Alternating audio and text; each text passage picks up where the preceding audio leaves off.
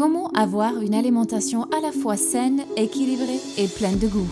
Dans l'épisode d'aujourd'hui, nous explorons les ingrédients indispensables à avoir dans votre cuisine, ainsi que les nutriments essentiels à intégrer à votre alimentation. Anne vous présente les incontournables du garde-manger, afin de rendre la préparation de repas sains et savoureux un jeu d'enfant.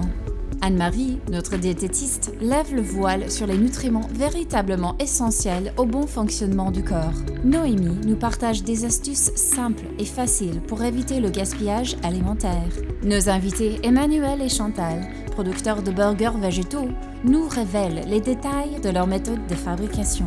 Et le docteur Neil Barnard dresse la liste des compléments alimentaires indispensables pour une santé optimale.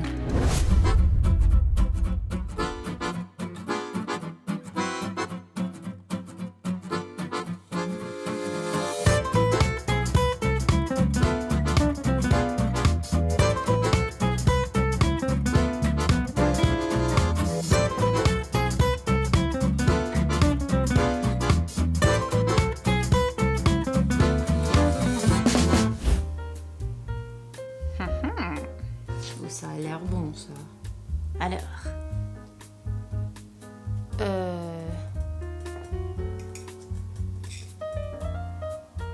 Chérie, ça te va, des flocons d'avoine pour le dîner?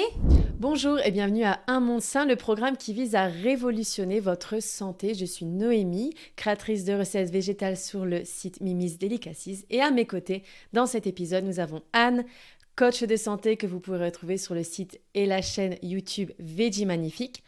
Un peu plus tard, notre équipe va nous rejoindre. Nous serons bien sûr accompagnés de Anne-Marie, nutritionniste et fondatrice de la Clinique Renversante, et Dr Neil Barnard, président, fondateur du PCRM et de sa branche francophone, le Comité des médecins. L'épisode d'aujourd'hui est entièrement dédié aux éléments essentiels à avoir dans vos placards de cuisine, ainsi que les nutriments essentiels pour votre santé. Alors Anne, je ne sais pas ce que tu en penses, mais j'ai l'impression que beaucoup de personnes qui cherchent à changer leur alimentation, quelle qu'en soit la raison, se sentent souvent découragées de par le fait qu'elles ne savent pas vraiment par où commencer. Et je crois que le sujet d'aujourd'hui revêt d'une grande importance, car la clé pour ne pas se décourager, justement, c'est d'avoir les bons ingrédients à portée de main, c'est-à-dire ces aliments essentiels qui soutiendront notre transition alimentaire, dont on discutera plus tard avec Anne-Marie. Alors Anne, en tant que coach de santé, est-ce que c'est également une priorité pour toi au quotidien et pour les personnes avec qui tu travailles ?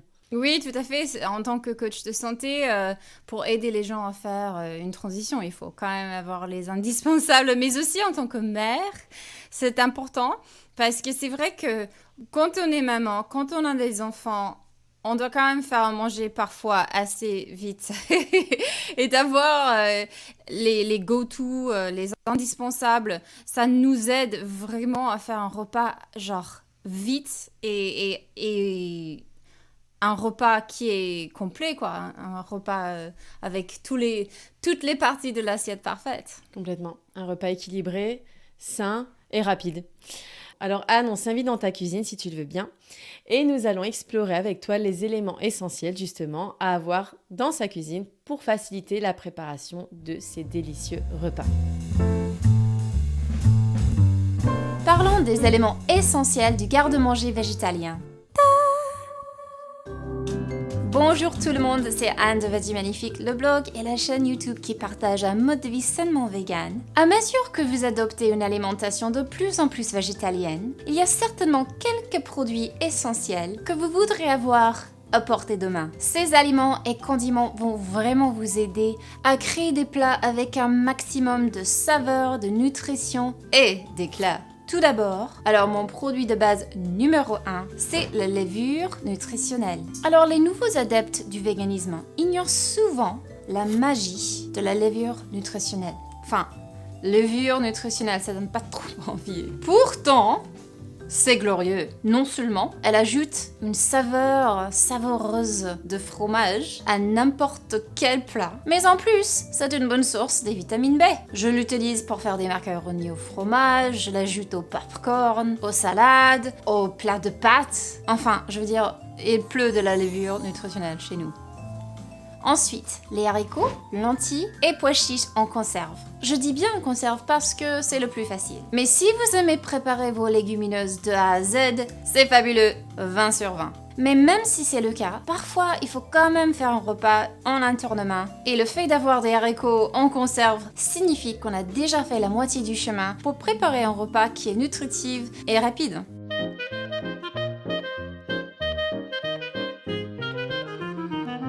Ensuite, les flocons d'avoine normaux. Alors, j'aime beaucoup les steel cut, mais j'utilise les flocons d'avoine normaux beaucoup plus souvent parce que A, ils sont plus rapides et B, vous pouvez faire tellement de choses avec. Par exemple, je mets les flocons d'avoine dans un blender, je fais une farine et avec, je prépare les pancakes, les muffins. Aussi avec les flocons d'avoine, je fais des cookies et du granola maison. L'avoine, c'est merveilleux. Ensuite, c'est bien d'avoir dans votre garde-manger des céréales complètes. N'importe quelle céréale complète, du riz complet, le millet, du boulgour. Choisissez vos céréales préférées ou essayez-en à nouveau. Ces aliments complets sont à la base de nombreux repas. Et je vous recommande vivement de cuisiner une céréale complète au début de la semaine par exemple, afin de vous aider à faire des repas facilement. Ensuite, des pâtes au blé complet, au quinoa ou aux lentilles. On dit bonjour les pâtes, parce que les pâtes sont faciles comme bonjour.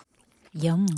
Enfin, je veux dire, parfois il faut préparer un repas rapidement, surtout si vous avez des gosses, et parfois les pâtes peuvent vous sauver la vie. Lorsqu'on choisit les pâtes à base de blé complet ou légumineuses, plutôt que les pâtes blanches, non seulement on est mieux nourri, mais aussi on évite le redoutable coma alimentaire.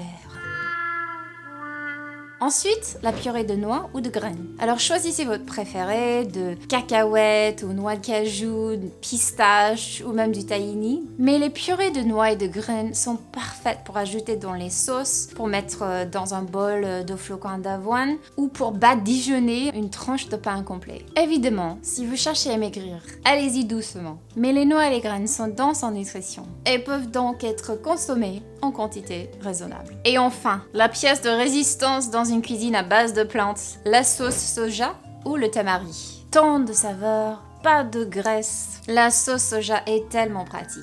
Pour ajouter aux vinaigrettes, pour ajouter une saveur umami aux soupes et aux sauces, ou pour faire mariner le tofu ou le tempeh. Moi, j'achète le tamari en grosse quantité parce que c'est un excellent moyen d'ajouter cet éclat dont on parlait. Alors le défi d'aujourd'hui, si j'ai partagé un nouvel aliment, pourquoi ne pas aller le chercher et l'essayer? Alors avoir les indispensables dans notre cuisine, c'est vrai que ça aide aussi à éviter le gaspillage. Donc on va voir un peu plus sur ce sujet avec Noémie. Comment éviter le gaspillage alimentaire? Alors commençons avec quelques statistiques. Selon la FAO, l'Organisation des Nations Unies pour l'alimentation et l'agriculture, environ un tiers de toute la nourriture produite dans le monde est gaspillée chaque année. Le gaspillage alimentaire mondial est estimé à environ 1,3 milliard de tonnes par an, un chiffre qui fait peur. Les ménages, et oui, les ménages sont responsables d'une grande partie du gaspillage alimentaire. Dans de nombreux pays développés, environ 30 à 40% de la nourriture achetée est jetée. Quels sont les aliments les plus gaspillés ? Cette nouvelle va peut-être vous étonner puisque ce sont les fruits et les légumes, ainsi que les produits de boulangerie et les céréales, qui sont les catégories d'aliments les plus souvent gaspillés. Le gaspillage alimentaire a un impact significatif sur l'environnement. Lorsque la nourriture se décompose dans les décharges, elle produit du méthane, un puissant gaz à effet de serre. Enfin, la production d'aliments gaspillés nécessite des ressources précieuses telles que l'eau, l'énergie et les terres agricoles, contribuant ainsi à un gaspillage des ressources naturelles. Alors, quelques conseils bien sûr pour éviter le gaspillage alimentaire. Le premier, c'est d'acheter en vrac. Lorsque cela est possible, achetez des aliments en vrac plutôt que préemballés. Ça va vous permettre d'acheter la quantité exacte dont vous avez besoin, en réduisant ainsi les risques de surplus et bien sûr le gaspillage. Et en y passant, on en profite aussi pour ne pas utiliser de plastique.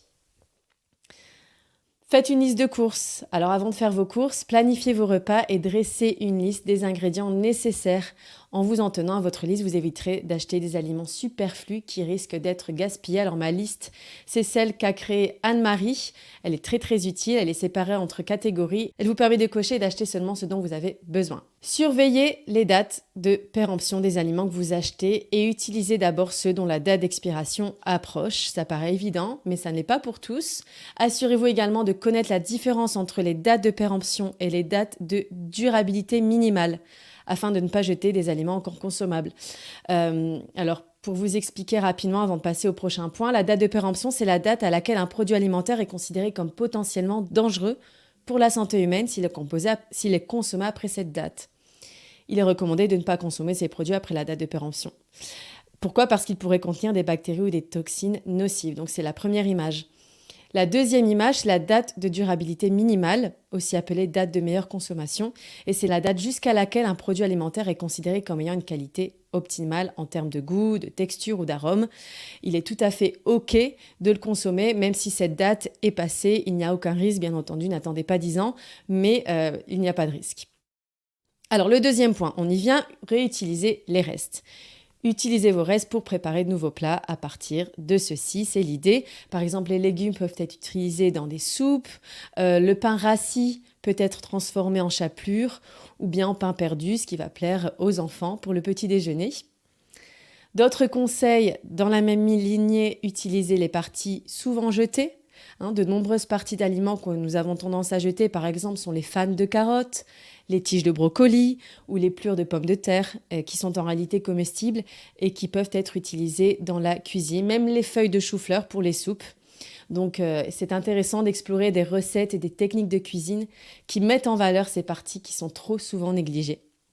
Enfin, faites des portions adaptées. Au moment de passer à table, essayez de faire des portions qui soient adaptées à l'appétit de chaque personne.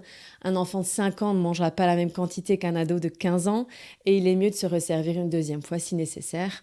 Et enfin, si vous avez des restes, pensez aussi à les réfrigérer ou à les congeler pour une utilisation ultérieure.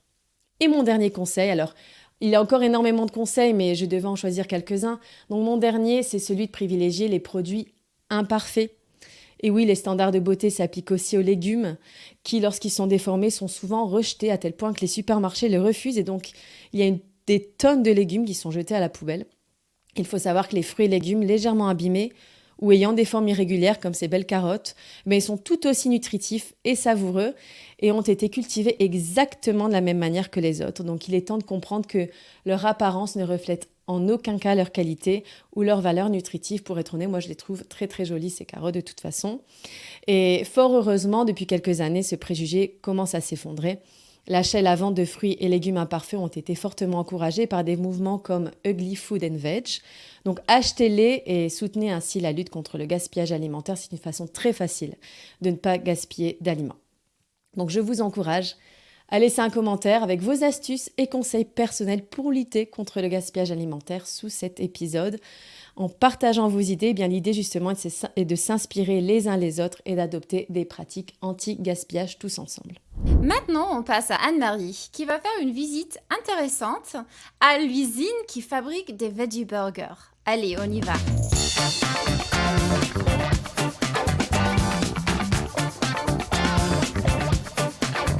Alors, je vous présente Chantal, la présidente de la compagnie VG Gourmet.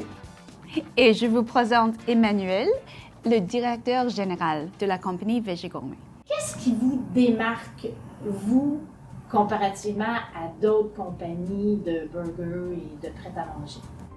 C'est sûr que c'est les recettes de Chantal qui nous démarquent. Merci. Et vraiment, qu'est-ce qu'on fait?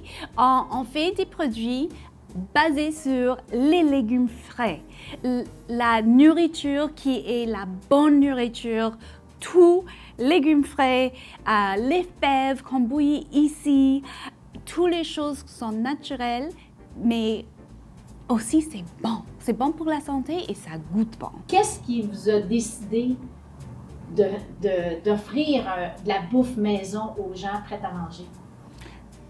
C'est qu'on est consommateurs nous-mêmes de ces produits-là, des produits VG, et on aime la qualité. On aime les choses fraîches, on aime les choses avec de bonnes légumineuses. Et quand on a décidé de les faire nous-mêmes, il fallait que ça soit facile pour l'utilisateur. Donc quelqu'un qui prend ça à la maison, Tout ce qu'il y a à faire, c'est réchauffer, facile à servir. C'est ce qui encourage les gens à manger de façon plus saine et végé aussi. Comment c'est venu l'idée de partir une compagnie? Ça a commencé des burgers, hein, je pense Oui. que c'est des burgers. Oui. Alors, comment ça a commencé? Qui a lancé l'idée en premier? Ben, ceux qui nous connaissent savent qu'on est une équipe, on est Oui. mari et femme. Et puis, on adore les burgers de Chantal, les burgers végés qu'elle faisait à la maison. Alors, ça faisait plusieurs années qu'on disait ce serait pas le fun de travailler ensemble. Alors, je lui ai lancé l'idée. Pourquoi ne pas lancer tes burgers fantastiques sur le marché? Et nous sommes nous-mêmes des consommateurs, donc on savait qu'il y avait un besoin dans le marché de produits de qualité et faciles à préparer. C'est apprécié par des gens qui mangent déjà une alimentation végé, mais aussi par même ceux qui ne mangent pas complètement du végé. Ils ont beaucoup apprécié ces produits-là et ils ajoutent ça à leur alimentation.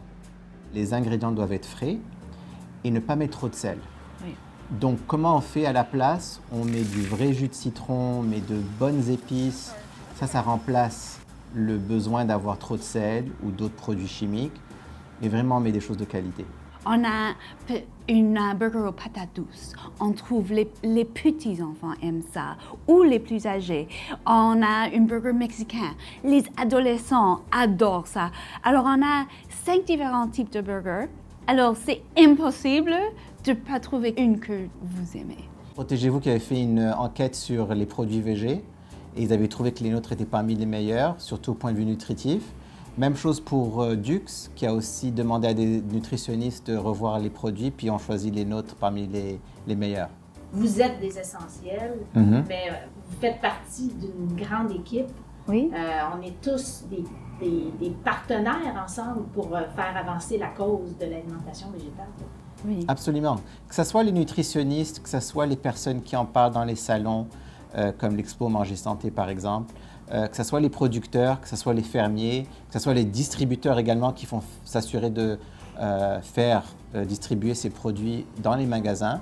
Et finalement, les magasins eux-mêmes, on a des magasins spécialisés dans l'alimentation saine et naturelle. Tout ça, tous ces joueurs font partie d'un écosystème très important. Et je suis content de dire qu'on est un de ces joueurs-là qui aide à apporter de la bonne nourriture aux gens. Est-ce que c'était un de vos objectifs de faire la promotion justement des légumineuses? Oui, parce que les légumineuses, c'est des ingrédients qui sont si courants à travers le monde et que nous, on a grandi avec ça dans nos familles. Et pourtant, on est surpris de voir qu'il n'y a pas autant de gens qui les connaissent. Oui. Donc pour nous, c'était très important parce qu'on sait comment c'est nutritif, comment c'est rassasiant. Tu manges un bol de légumineuses et tu te sens bien après, tu as eu beaucoup de fibres aussi. Alors pour nous, c'était important, mais c'est quelque chose qu'on connaît depuis notre enfance, alors on voulait partager ça avec tout le monde. Les légumineuses, c'est aussi très abordable, point de vue prix. Oui. Alors on mange bien sans que ça fasse du mal au compte en banque. Et aux animaux. Et aux animaux en plus. Oui. Donc, et ça prend beaucoup moins d'espace d'agriculture, ça prend moins d'eau, ça cause beaucoup moins de déchets que l'élevage animal. Donc, on fait du bien à plusieurs niveaux.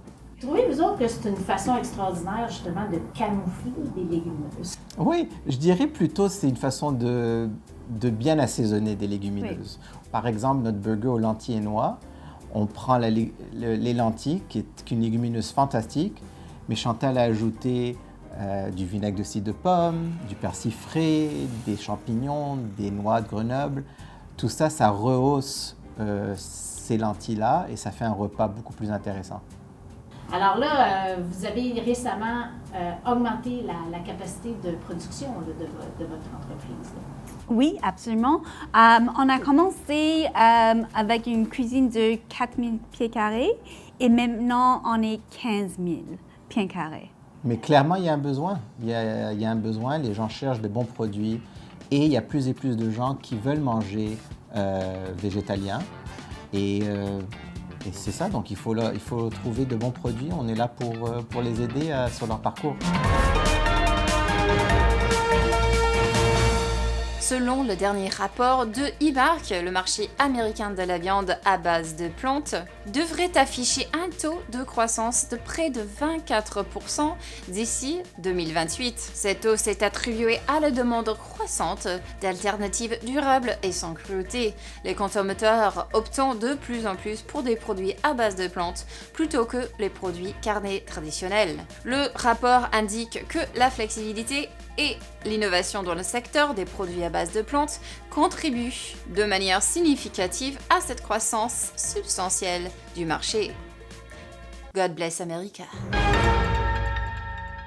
On va passer maintenant aux nutriments qui sont véritablement essentiels pour votre organisme avec notre nutritionniste Anne-Marie.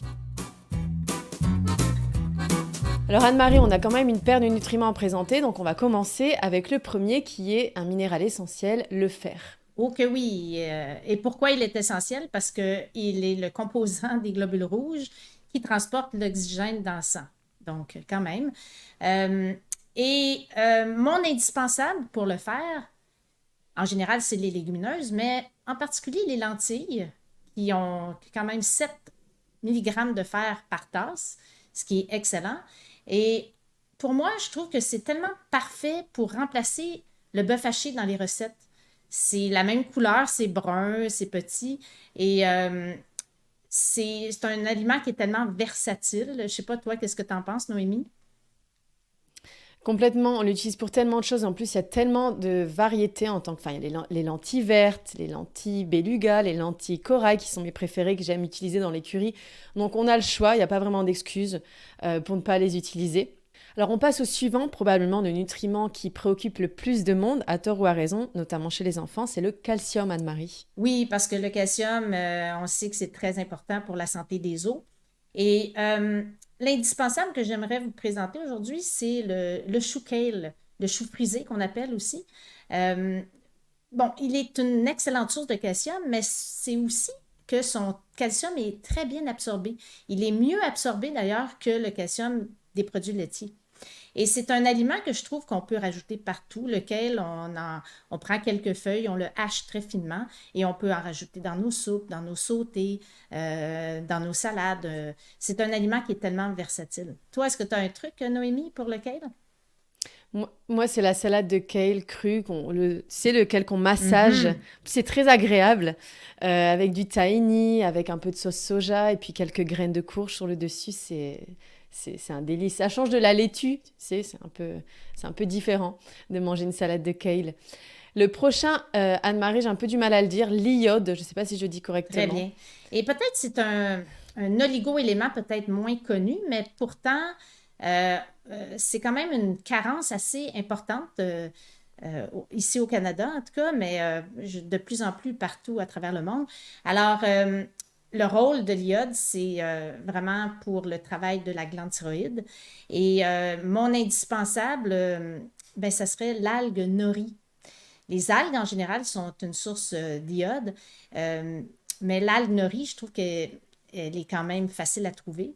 Et une chose qu'on peut faire, c'est de découper avec un ciseau des petits morceaux d'algues. On peut en rajouter dans nos salades, dans nos soupes. Donc, c'est une façon quand même facile d'ajouter de l'iode dans son alimentation. Complètement. On n'est pas obligé de manger des sushis tous les jours pour avoir de l'iode. Exactement. On peut faire des sushis, c'est une façon intéressante, mais on peut en mettre ici et là dans nos plats au service. Le prochain, c'est le potassium. Alors, tu nous diras où on le trouve. Moi, j'ai toujours eu l'idée qu'on le trouvait dans les bananes principalement. Est-ce qu'il y a d'autres aliments notamment? Oui, donc le potassium, c'est quand même un nutriment important pour bien gérer sa tension artérielle et donc sa santé cardiaque aussi. Oui, il y en a dans les bananes du potassium, mais ce n'est pas la meilleure source de potassium.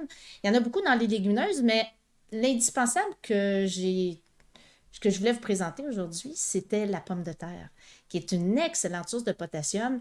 Et pourtant, la pomme de terre, souvent, on pense qu'il n'y a rien là-dedans, et pourtant, c'est une excellente source de potassium.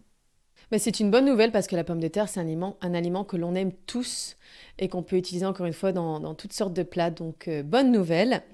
Le prochain, peut-être aussi un autre nutriment qu'on ne connaît pas, avec lequel les gens ne sont pas forcément familiers, c'est le sélénium. Oui, et le sélénium a un rôle important. C'est un antioxydant qui est majeur.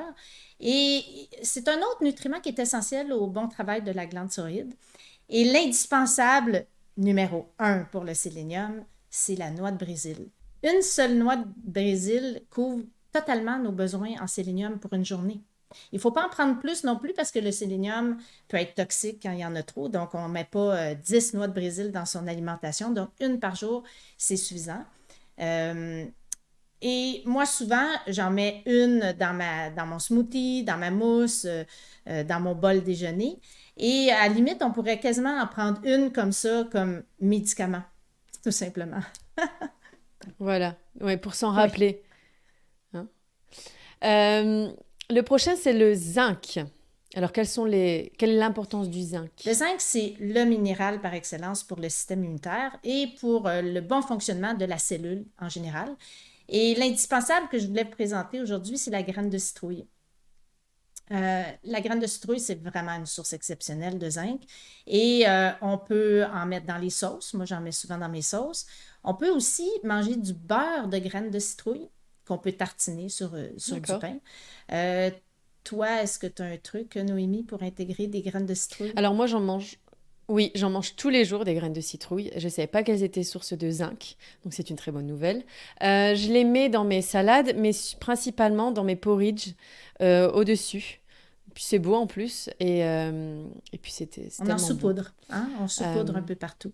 Ouais, on saupoudre. Ou quand j'ai un petit creux, j'avoue, j'en mets une poignée dans la main et je la mange comme ça. Bon, c'est un peu moins classe, mais c'est aussi une façon de consommer son zinc.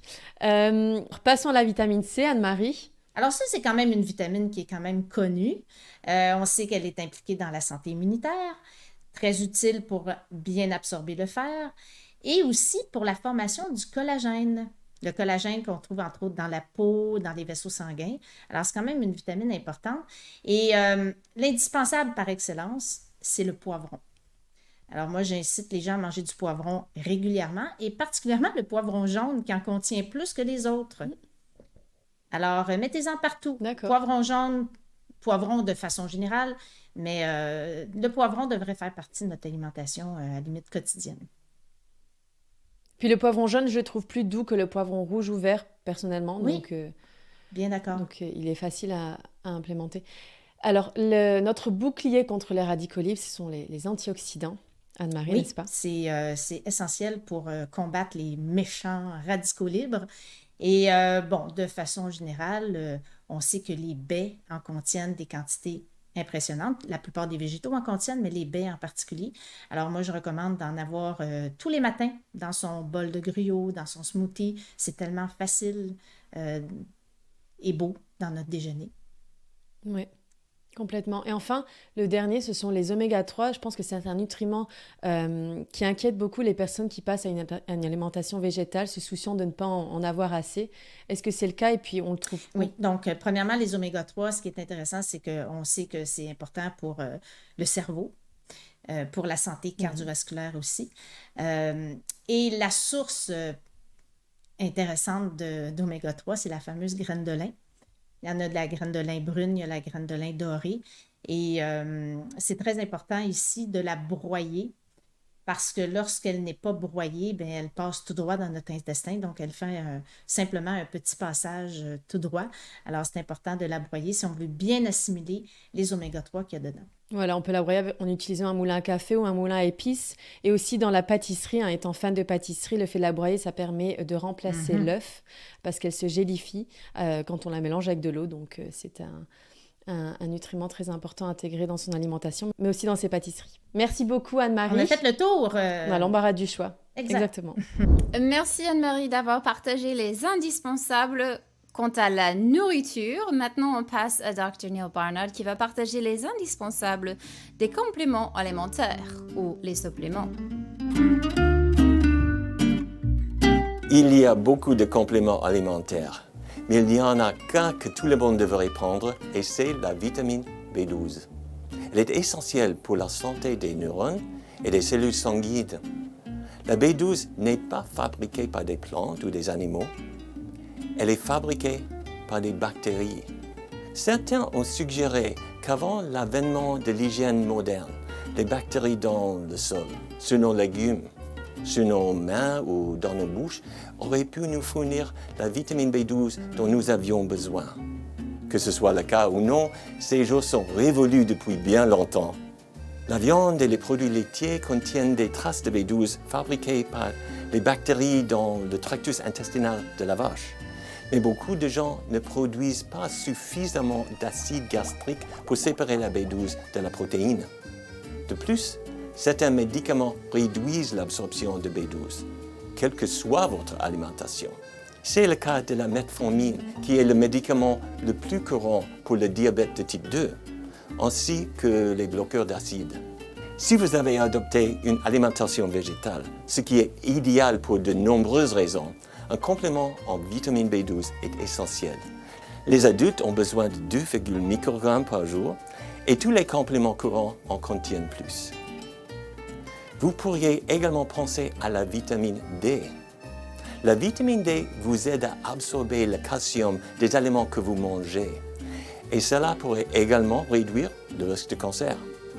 La vitamine D n'est pas strictement nécessaire en tant que complément car la lumière du soleil sur votre peau produit de la vitamine D. En revanche, si vous vivez dans les pays nordiques où le soleil est rare, où il est difficile à certaines périodes de l'année de prendre des bains de soleil, un complément est tout à fait approprié. La plupart des médecins recommandent 2000 unités internationales par jour. Alors, on passe à la discussion. On va parler de nos ingrédients indispensables sans lesquels on ne pourrait pas vivre. Alors, Noémie, quel est l'ingrédient vraiment phare sans lequel que tu ne pourrais pas vivre? C'est une question quand même difficile. Alors, je vais tricher un petit peu, Anne, et je vais plutôt citer une catégorie d'aliments qui sont les légumineuses. Parce qu'il s'agisse des lentilles, des haricots, des pois chiches, ces aliments sont super riches en protéines végétales, mais ils sont surtout très rassasiants. Et donc, j'aime les utiliser dans presque tous mes repas, en réalité. Et on peut aussi les utiliser sous forme de farine, comme la farine de pois chiches, et donc réaliser de délicieux desserts. C'est pourquoi j'utilise dans quasiment tous mes repas, puisque j'ai quasiment un dessert à tous mes repas. Ah bah t'as raison, hein. Surtout avec tes recettes saines que tu fabriques, on se fait plaisir, mais c'est bien, c'est bon pour la santé. Exactement. Alors Anne-Marie, pour toi, quel est l'indispensable sans lequel tu ne pourrais pas vivre dans la cuisine? Moi, je pense qu'on a pas mal tous les mêmes indispensables, là, parce que moi aussi, les légumineuses, c'est indispensable, surtout pour être sûr que je n'aurai pas faim jusqu'au prochain repas. Mais, puis je pense, Anne, qu'on a le même indispensable aussi. Je l'ai choisi avant toi. Alors, c'est le tahini, le beurre de sésame. Moi, du moment qu'il y a du tahini dans une recette, j'aime la recette. Alors, je m'en sers pour faire des sauces, pour accompagner mes légumes. Hein. Moi, les légumes, c'est abondant dans mon alimentation, mais quand je me fais une petite sauce au tahini, citronnée ou des fois avec de l'ail, ça donne envie. Là, c'est la salive qui s'y met. Non, c'est vraiment un ingrédient pour moi qui est essentiel dans ma vie. Ah oui, on peut faire tellement de choses avec. Vraiment, j'ai envie de faire un show seulement sur le tahini. Tellement on peut faire des choses avec, genre tartiner sur les gaufres. Moi, je mets dans mes sauces pour les salades. Oh là là là. Ça se marie bien même avec quelque chose de sucré, salé, acide, avec tout. Ouais. Ah oui, je fais plein de cookies avec, hein. Je suis fan. Hein. Mais je vais parler d'un autre ingrédient qui est la levure nutritionnelle. Et je pense qu'on est tous d'accord. Oui. La levure nutritionnelle, ça change tout, quoi. Ça ajoute le goût de fromage, entre guillemets, dans n'importe quel plat. Moi, je le mets dans les plats salés, ainsi que, par exemple, si je suis en train de faire des crêpes, je vais mettre un peu de levure nutritionnelle pour avoir un goût un peu beurre-esque. Vraiment, je suis fan. J'aurais pas pensé, ça, de mettre de la levure nutritionnelle dans les crêpes. C'est une très, très bonne idée. Essaye, hein. Tu nous reviens et tu nous dis comment ça se passe. Je vais essayer. Merci beaucoup, Anne. Merci, Anne-Marie. Merci à toute l'équipe et on se retrouve dans notre prochain épisode. À bientôt. À bientôt. À bientôt. Voici ce qui vous attend la prochaine fois sur Un Monde Sain. Tout au long de cet épisode, nous vous donnerons des astuces pour une transition facile vers une alimentation végétale avec certains conseils qui risquent de vous étonner. La viande contient de nombreux produits chimiques qui peuvent nuire à la santé. Le cholestérol, la mauvaise graisse et les substances cancérigènes. Il y en a un de plus qui est important à connaître. L'oxyde de triméthylamine, ou TMAO. Lorsqu'on modifie notre alimentation, on focalise souvent sur ce qu'on supprime. Au lieu de ça, un changement d'état d'esprit puissant consiste à se concentrer sur tous les nouveaux et délicieux aliments qu'on ajoute à notre alimentation. Commençons par les Beyond Burger. On voit que l'huile de canola et l'huile de coco sont dans les premiers ingrédients en numéro 3 et en numéro 5 dans la liste des ingrédients, ce qui n'est pas l'idéal. Venez entasser vos petits nuggets de tofu. Nous avons hâte de vous revoir. Pour ne rien manquer, suivez le comité des médecins sur Instagram et Facebook.